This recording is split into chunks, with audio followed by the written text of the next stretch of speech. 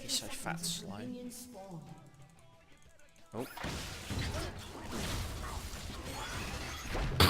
So now this is one of the very rare occasions where I can level Q and get first blood.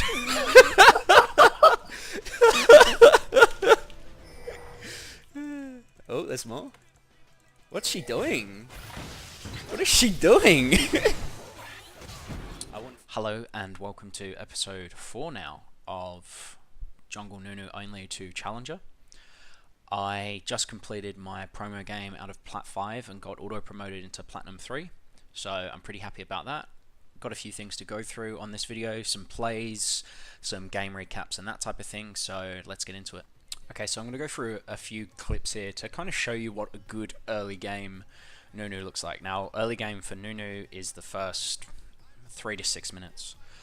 Like always, we're going to do our standard route, get the Rift Scuttler, and I'm going to invade here just to have a look because I'm full health, full mana, and I see that Graves is doing blue. Now, Graves is pretty low. He's got red buff, but he's on half HP. He doesn't have much mana.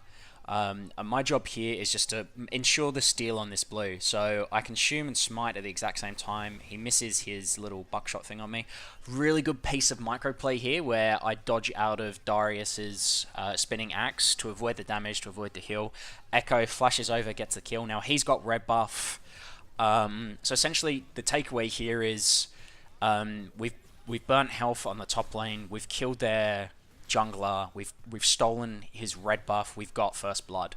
That's an example of a very, very successful invade. So we're going to go ahead and do basically the exact same thing. We finished our red, we're feeling pretty healthy. I don't actually have my pots here, I think because I didn't get a very good leash bot because Tom Kench was AFK at the start of the game. But we see Elise, and we know that she definitely doesn't have blue. I get a bit unlucky here with the angle at which Elise flies over the wall, because if she did more damage to it, she's going to take more damage and I would have been able to steal a lot easier. Top lane is pretty pressured and mid lane is pretty pressured, and I'm kind of asking for assistance in case Aurelia comes down. I'm thinking maybe Jax can teleport in here after he backs, but I see that mid's taken a lot of damage. So what I decide to do is just come mid, flash, get the auto attack off, and I'm so close to killing her. She gets so lucky in so many different avenues. She probably lived with about 10 HP there. And the minion wave came just in time. But obviously I'm ahead, she's forced to back now, so I can go and invade this blue.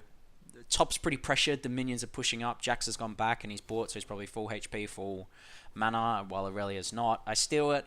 I could have probably turned here and done more damage, but I just end up leaving. So those are two examples of a good start to the game. So this is from the same game a little bit later on. We see that Elise goes mid, she flashes, tries to get the cocoon, and Malzahar flashes away at the right time. She's pretty low on health and mana. Katarina's very low on health. Obviously Katarina doesn't have flash either. So I want to be very, very aggressive here. And I see that enemy red buff is definitely going to be up because I know Elise started red, because remember at the start there, when she came over to blue, she had red buff, so she definitely started there. So this, at 710, obviously the red buff respawns, so this is essentially a free red buff. This red buff's going to give us level 6, and then once we're level 6, we're thinking, okay, we can gank bot.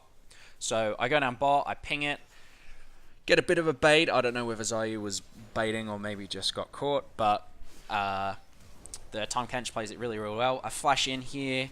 It's a shame that I get exhausted. If I don't get exhausted, I probably do a heap of damage to both of them. But I leave the next kill for Zarya because it's pretty free for her to get.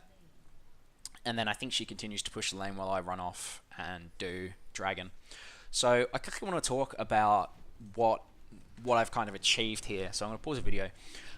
When you steal something from the enemy and from the enemy jungle, it's a lot different to just taking something that you've got. Okay, that red buff. When I steal that red buff, that gives me obviously like 70 gold, or I know it's 100 gold. I don't know. Gives me gold, okay, which is denying Elise gold. So you've got to look at the gold differential there, right? Elise would have been 100 gold up. I would have been 0, right? So the difference there is 200. So that's a 200 gold steal, which is, you know, 2/3 of a kill.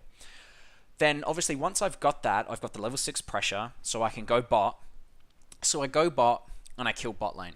Okay, so now we've got 2 kills which is XP, blah, blah, blah, blah, blah, whatever.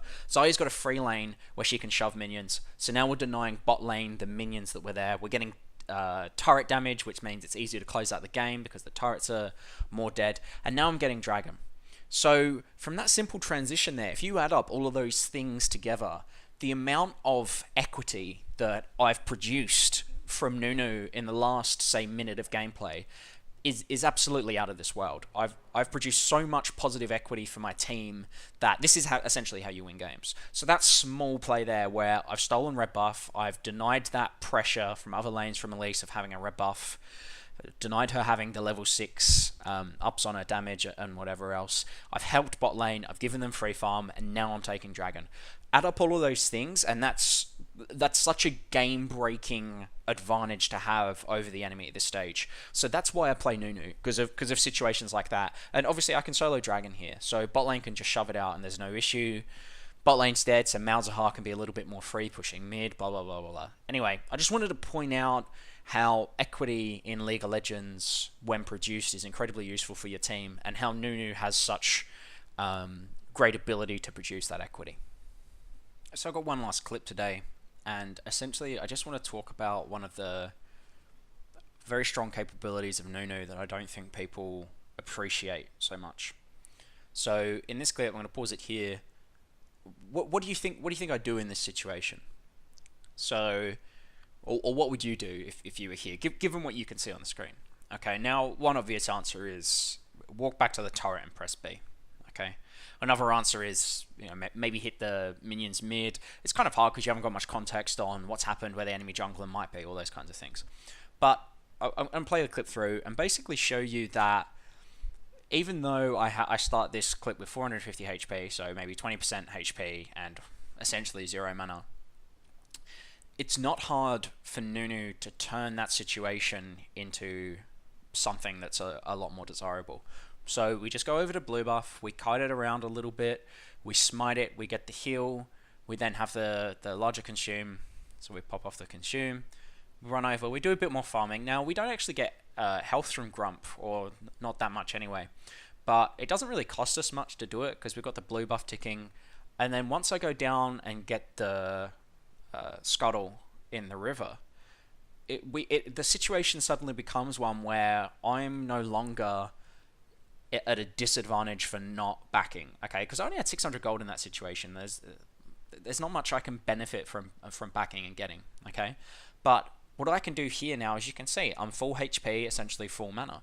So now I'm in a position where I'm very, very strong. I've got a buff, and I didn't need to lose map pressure for it. I don't think I really do much with it, but I just wanted to show you how easy it is on Nunu to go from being in a very weak position into a very, very strong position. Anyway, guys, that's the end of my clips for today, I guess. I'm guessing the next video I might upload will be another analysis, but I'm not entirely sure if that's a great idea, but or at least how I should approach the analysis. So I'm thinking about doing an in-game analysis. I'm thinking about doing an out-of-game analysis. So we'll see how it is. I don't mind talking, and obviously, depending on feedback, I might do it the other way. But I'll record a few games, and yeah, hopefully I'll be diamond before the end of the week. Fingers crossed. So we'll see what happens. But thanks for watching, guys. Hope you have a great day and enjoy playing Nunu.